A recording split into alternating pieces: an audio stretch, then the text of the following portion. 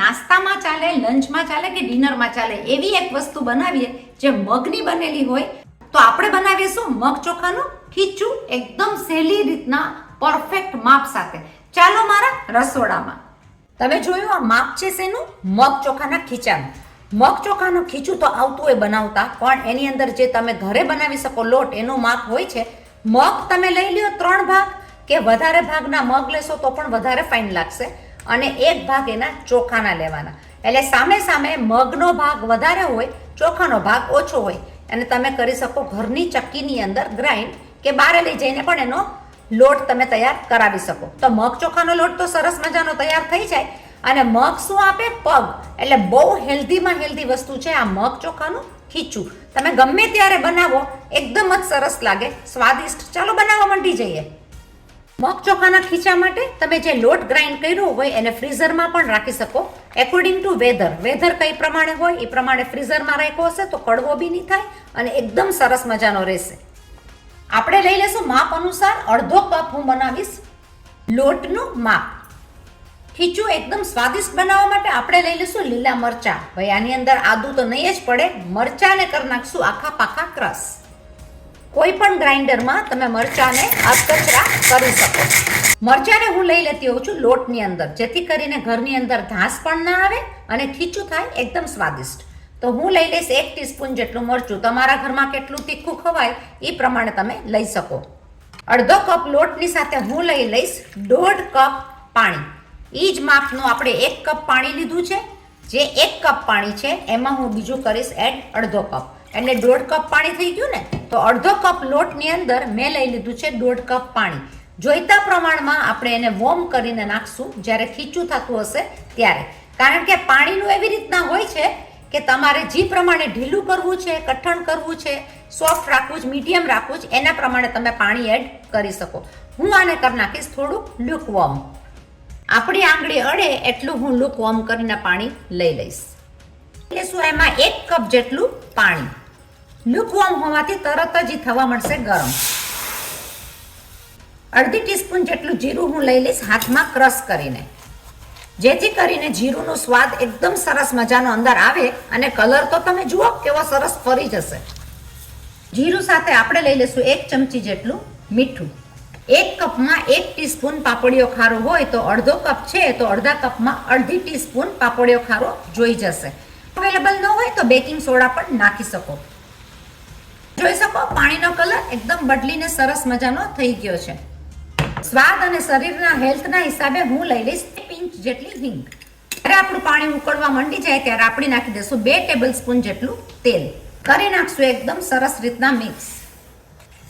ખીચું તો ભાઈ અલગ અલગ રીતથી ઘણું બને. જુવારના લોટનું ખીચું બને, ઘઉંના લોટનું ખીચું બને, અલગ અલગ રીતનું ખીચું સ્વાદિષ્ટ ઘણું બને. પણ મગ ચોખાની ખીચાની વાત જ અલગ હોય. એકદમ જ સ્વાદથી ભરેલું અને હેલ્થ માટે તો કેવું જ ન પડે. તમે 1 બાઉલ ભરીને જો ખીચું ખાઈ લીધું હોય તો આખા દિવસની ભૂખ તમને લાગશે નહીં, એની ગેરંટી. ભાઈ વાતમાં આપણું પાણી તો સરસ મજાનું ઉકળવા માંડી ગયું છે. આપણે એની અંદર નાખી દઈશું આપણો મિક્સ કરેલો મરચાવાળો લોટ. કરી નાખશું એને મિક્સ. આ ખીચું તો તમે કેટલું પણ બનાવશો તો ઓછું જ પડશે.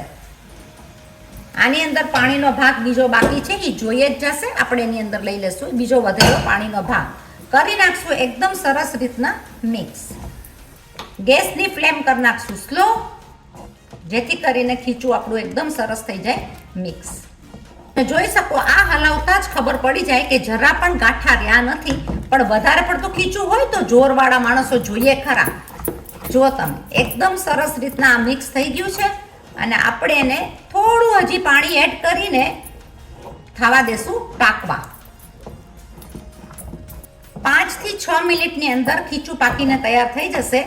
તમે બીજા તપેલાની અંદર લઈને પણ પાણીની અંદર સ્ટીમ કરી શકો. એટલે કે પાણી ભરેલા તપેલાની અંદર વચમાં રાખીને આને સ્ટીમ કરી શકો. 1 ટેબલસ્પૂન આપણે તેલને એડ કરીને ખીચું થવા દેશું 5 મિનિટ સ્ટીમ. દેશું ઢાંકી. ખીચું બનાવ્યું જુઓ તમે કેવું સરસ મજાનું પાકીને તૈયાર થઈ ગયું છે. એકદમ જ સરસ સ્વાદિષ્ટ વાળું ખીચું તમે આ બનાવો કોઈ પણ ગમે ત્યારે ખાવા માટે તૈયાર થઈ જશે. અને આના ઓખડિયા જે નીચે બેસી ગયું છે ને એ બેસી નથી ગયું. એની માટે તો બધાને એમ થતું હોય કે આ ઓખાડિયા અમને પહેલા આપો, તો આ ખીચું એકદમ જ સરસ થતું હોય છે. ઢીલું કેવું તમને રાખવું હોય તમે રાખી શકો. અને આ ખીચું તમે લ્યો બાઉલની અંદર, ગરમા ગરમ ખીચું. ફ્લેમ કરશું બંધ, આપણે લઈ લેશું ખીચું આપણા બાઉલની અંદર, કારણ કે આ પાકીને એકદમ સરસ મજાનું તૈયાર થઈ ગયું છે. તમે કોઈ પણ બાઉલમાં લઈ શકો. આપણે ડેકોરેટ કરશું મસ્ત મજાની મરચાની ભૂકી કે સંભાર.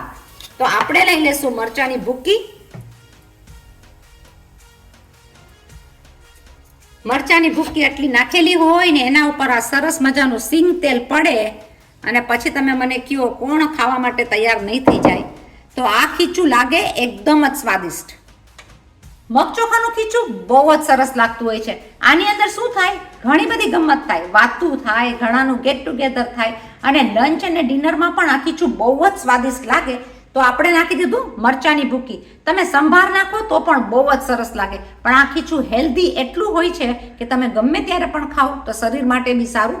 એક બાઉલ ખીચું આખો દિવસ તમને ચલાવી દે. તો તમે જોઈ શકો ખીચું થયું છે એકદમ જ સરસ. બનાવજો જરૂર. સિમ્પલમાં સિમ્પલ રેસીપી છે. લાઈક કરજો, શેર કરજો, સબસ્ક્રાઇબ કરજો. આગળ શું કરશો હવે મારે તમને કેવું જ ન પડે, ફોરવર્ડ કરજો. મગ ચોખાનું હેલ્ધી ખીચું આપણું તૈયાર થઈ ગયું છે. એકદમ જ સરસ થતું હોય છે. બનાવજો જરૂર. મળ્યા પાછા બીજી નવી રેસીપી. ત્યાં સુધી સ્ટે સેફ અને બાય બાય.